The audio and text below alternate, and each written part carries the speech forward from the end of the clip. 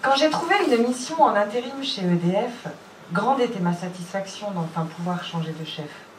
Mise dans un bureau à deux, je me suis dit, c'est plus sympathique. Il était propre, clair et joyeux, le confort d'une grande boutique. 7 heures par jour, c'était peinard pour un projet d'1 mois et demi de développement. Il n'y a pas de lézard, Visual Basic est mon ami.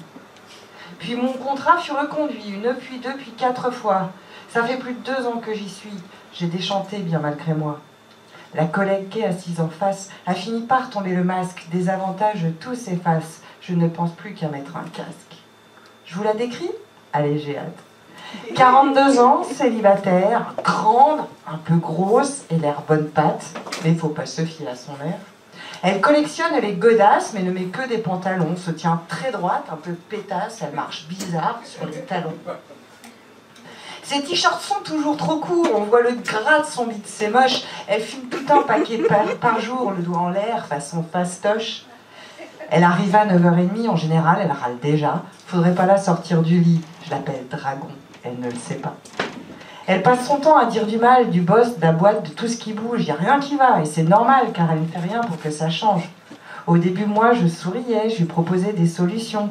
J'aurais aimé nous l'apaiser, qu'elle juge avec modération.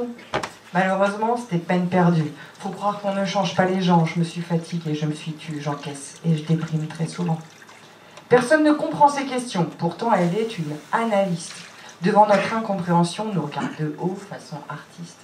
Au début, je me sentais bien nulle, elle me faisait croire que c'était moi. J'ai douté car j'étais crédule devant son aplomb, sa mauvaise foi. Puis les collègues m'ont raconté toutes les histoires qui se sont passées, des intérims sont succédés, en maladie ont terminé. Quand elle va bien, ce qui est assez rare, j'ai le droit à ses confidences.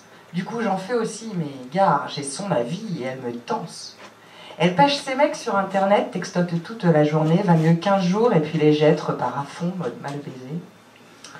Et si ça dure trop longtemps, au moins elle va passer ses nerfs. Sur l'intérim, c'est plus marrant, surtout facile, je suis le vénère. Parfois, elle s'absente du bureau, c'est toujours trop court, vous pensez bien. Quand elle revient, c'est rigolo. Moi, je l'observe, l'air de rien. Elle rappelle tous les numéros enregistrés sur son engin, même sans message, même sans boulot, pour faire savoir qu'elle est quelqu'un. Elle parle très fort, je peux plus bosser, alors je l'écoute discrètement. C'est monstrueux de vanité, les bras m'en tombent, c'est affligeant.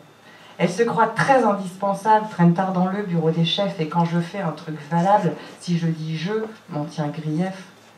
Je vous interdis de vous marier, les jours sont pénibles avec elle, vous savez, elle m'en fait baver en vrai toxique relationnel. Bon, parfois elle me fait rigoler. Elle fait des trucs, mais pas possible. Seulement pour rire, je dois me planquer. Elle est un petit peu susceptible. Hier, elle a pécho ses tartines dans son grille-pain toujours branché, a fait péter toute sa cuisine avec son couteau en acier. Du coup, elle a posé congé pour chercher d'où venait le problème, a dépensé une RTT pour mettre le plomb.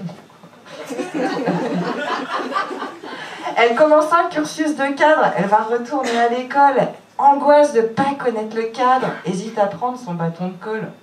Bon, je vais arrêter la montagne, l'atmosphère devient électrique, si elle me chope, va faire un drame. Allez, je vais me faire toute petite.